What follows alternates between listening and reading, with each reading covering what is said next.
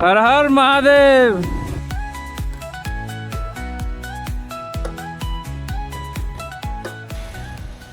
मैं आपको एक चींटी दिखाता हूँ। अभी हम लाखा मंडल वाले पेट्रोल पंप पे है और वहाँ पे चींटी बैठा हुआ है।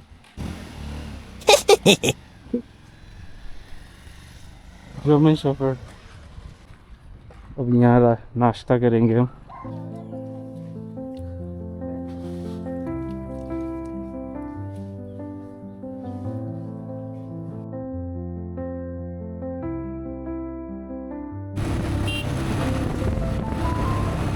ये सारे पेड़ जितने भी आप देख रहे हैं मेरे इस तरफ सारे के सारे चीड़ के पेड़ है। और जिस मंदिर में हम जा रहे हैं उस मंदिर का नाम है लाखा मंडल।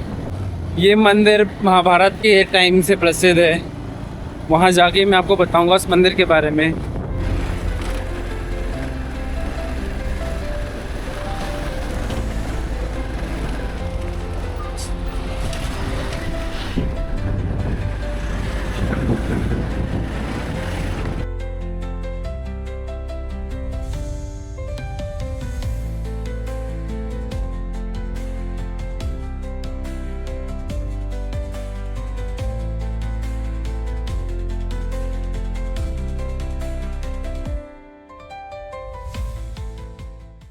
एक चीज़ दिखाता हूँ मैं आपको, एक मिनट।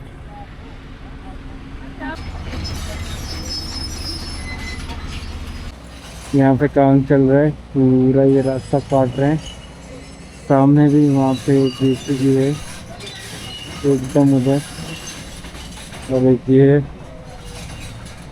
तो जहाँ अभी हमें जाना है हम वहाँ से ज़्यादा दूर भी नहीं है, बट हमने अभी हॉल्ट ले लिया है 50 मिनट का, क्योंकि हम बहुत ज़्यादा थक चुके हैं। तो अभी कुछ लोग सोच रहे होंगे कि अभी हम कहाँ हैं। अभी हम उत्तरकाशी में हैं। अभी हम लाखा मंडल से 5 किलोमीटर दूर है। एंड मैं यहाँ से देख सकता हूँ वो ऊपर कहीं चोटी पे है लाखा मंडल, बहुत आखिर में है। लाइक इससे आगे कुछ है नहीं। लाखा मंडल के आगे हमें वापस से पीछे की तरफ ही जाना होगा।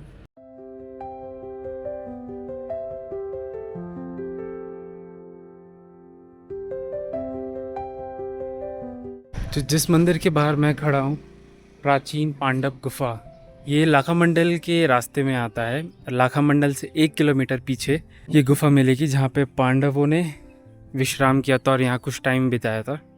तो अब इसके अंदर जाते हैं और देखते हैं कि इसके अंदर है क्या और क्या कहानी है।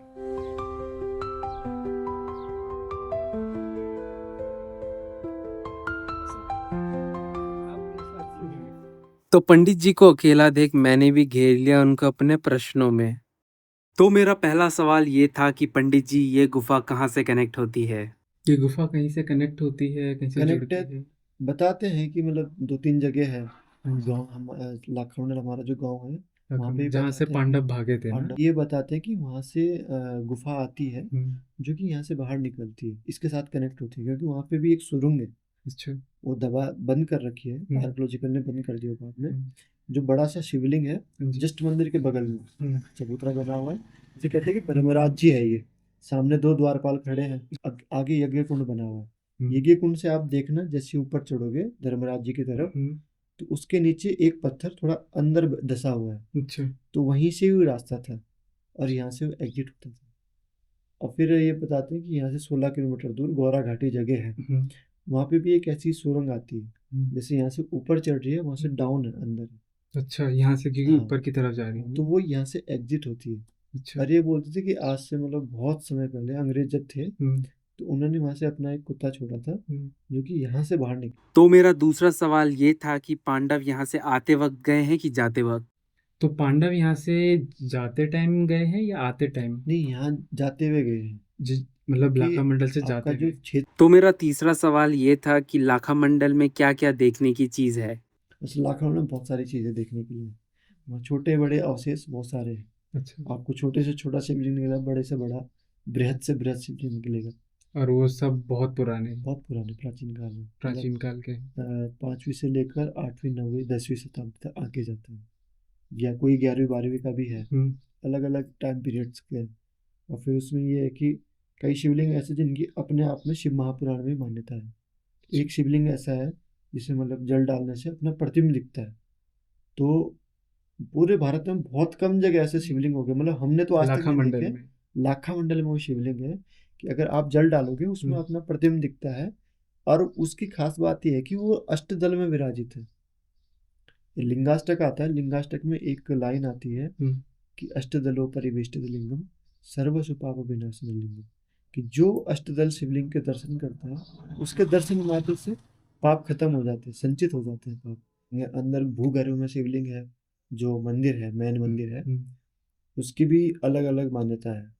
अब उसको मर्डेश्वर महादेव भी कहा जाता है, हम्म, स्वयंभू भी कहा जाता है, स्वयं। अलग अलग नाम है। और मर्डेश्वर महादेव इसलिए कहा जाता है क्योंकि लाखों का एक और नाम है, वो हाँ जी, मोड़ा बुलाते हैं। मोड़ा। मोड़ा नाम है, गांव का मोड़ा ही नाम है अच्छा, कि चलो मोड़ा तो ये चलते हैं। लाखा मंडल का दूसरा नाम है। दूसरा नाम। और जो मोड़ा है उसके पीछे की ये कहानी है कि यहाँ पे क्या होता था कि पहले मरा हुआ व्यक्ति कुछ पल के लिए जीवित होता था यहाँ पे लाखा मंडल लाखा में। मंडल में। जो देव दानुज है हाँ जी। उनके बीच में लेटाया जाता था। हम्म, तो ये कहते हैं कि जो देव धनुष है वो तो एक मृत्यु को देता था, एक मृत्यु को हरण कर लेता था। हम्म, तो कुछ पल के लिए उसका कॉन्सेप्ट ही ऐसा था कि कुछ पल के लिए इंसान खड़ा हो जाता था, जीवित हो जाता था। और फिर वो बताते हैं ना, हमारे पूर्वज बोलते हैं कि अगर मरने से पहले किसी ने राम राम बोल लिया तो उसको स्वर्ग की प्राप्ति हो जाती है। तो वो उसी चीज के था कि जैसे जीवित हो गया तो तो वो राम राम का बोल के नाम ले। उसके बाद वो तुरंत मृत्यु को प्राप्त हो जाता है। इसलिए क्या होता है कि मड़ जो शब्द है ये संस्कृत शब्द है, और इसका अर्थ होता है कि मरा हुआ व्यक्ति, या मड़ का मतलब मृत्यु को प्राप्त। तो मतलब नाम भी लोगों ने लॉजिक के हिसाब से रखे हुए हैं, इसलिए इसको मड़ा बोलते थे। और उनके भगवान का नाम ही बटेश्वर महादेव है, कि मरे हुए को जिंदा करने वाले भगवान। अच्छा। अंदर कई सारी अवशेष है, कई सारी मूर्तियां हैं। भगवान माता पार्वती के पग चिन्ह हैं। जब वो 5 साल की थी तो माता जब सती देहांत हो गया था सती का, हाँ जी। तो उसके बाद माता पार्वती आई थी। तो गौरा माता जब थी तो बचपन से ही भगवान को पाने के लिए तपस्या की है। तो कहते हैं कि इसी ही जगह पे भगवान माता पार्वती ने भगवान को पाने के लिए तपस्या की थी। तो उनके एक पत्थर है अंदर, शिला रखी हुई है मंदिर के अंदर ही रखी मंदिर हुई के है। अंदर है। उस पे छोटे छोटे, इतने छोटे छोटे पग चिन्ह बने हुए, छोटे बच्चे के। ये छोटी बच्चियां होती हैं हाँ ना, जी। उनके पग चिन्ह बने हुए। तो कहते हैं कि छोटे रूप में यहाँ पे लाखा मंडल में है, हम्म, और वृद्ध रूप में कन्याकुमारी में है। कन्याकुमारी में। कन्याकुमारी माता गौरी के चरण चिन्ह है। अच्छा। और फिर कुछ ऐसी बातें जो पंडित जी ने मुझे खुद से बताया। बताते हैं कि सतयुग में क्या होता था कि सच्चाई थी। हाँ जी। उस टाइम लोग झूठ नहीं बोलते थे, बिल्कुल भी नहीं बोलते थे। बिल्कुल भी। और उस टाइम का मनुष्य कम से कम 100-200 फीट का हुआ करता 100-200 था, फीट 100-200 फीट।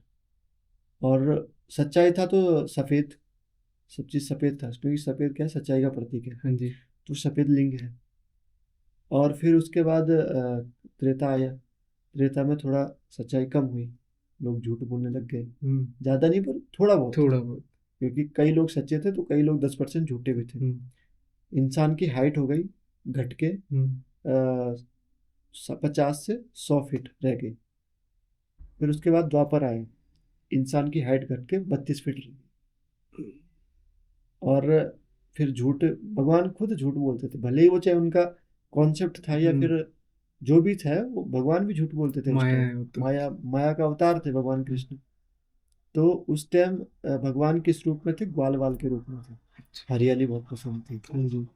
तो उसमें क्या हुआ कि उसी के नाम से हरा शिवलिंग है, अच्छा। वो भी लाखा मंडल में। फिर आया कलयुग। हाइट इंसान की रह गई 6 से 7 फीट, 8 फीट। बहुत कम हो गए, जो 10 फीट हो गए, ऐसे नहीं है कोई नहीं। पर 7 से 8 फीट रह गई हाइट इंसान की। इसमें क्या हो गया कि कलयुग क्या है, काला है, सच्चाई नहीं है, काला है। तो उसके लिए काला शिवलिंग है कि भाई तुम शिवलिंग की पूजा करो, तुम्हारा उद्धार हो जाएगा। इसलिए चारों युग के प्रतीक चिन्ह यहाँ पे मौजूद है। बस देंगे, मैं एक बार शिवलिंग देखिए। देखिए,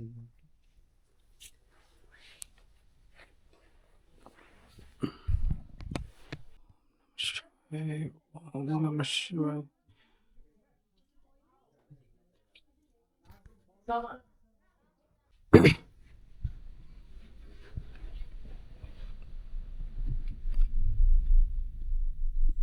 यहाँ से भी कोई गुफा जा रही है। यहाँ से भी कोई गुफा है। तो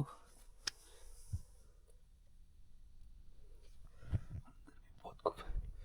तो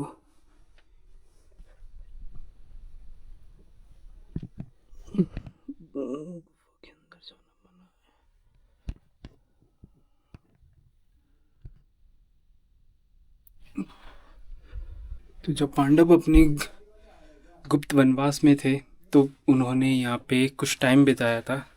तो ये उसी चीज़ की गुफा है। यहाँ पे एक छोटा सा शिवलिंग है जो मैं आप लोगों को भी दिखाता हूँ। ये देखिए, यहाँ पे हमारे महादेव जी विराजमान है।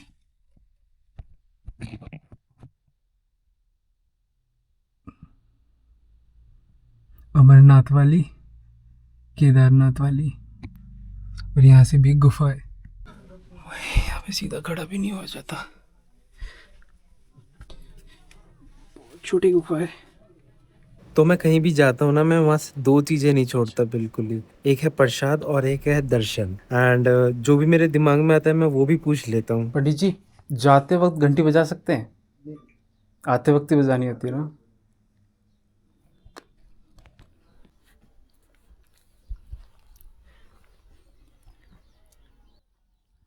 जी, मैंने एक चीज़ अभी देखी। गुफा के एकदम स्टार्टिंग पे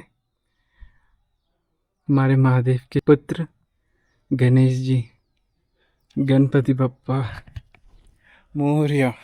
टू बी ऑनेस्ट, यहाँ पे आना मेरी नसीब में लिखा था, वरना कोई ऐसे ही नहीं पहुँच जाता है ऐसी जगह पे। 10 प्लीज तो उसी को उठ के पार करना पड़ेगा ना। देखते हैं, अभी तो लाखा मंडल चल रहा है ना।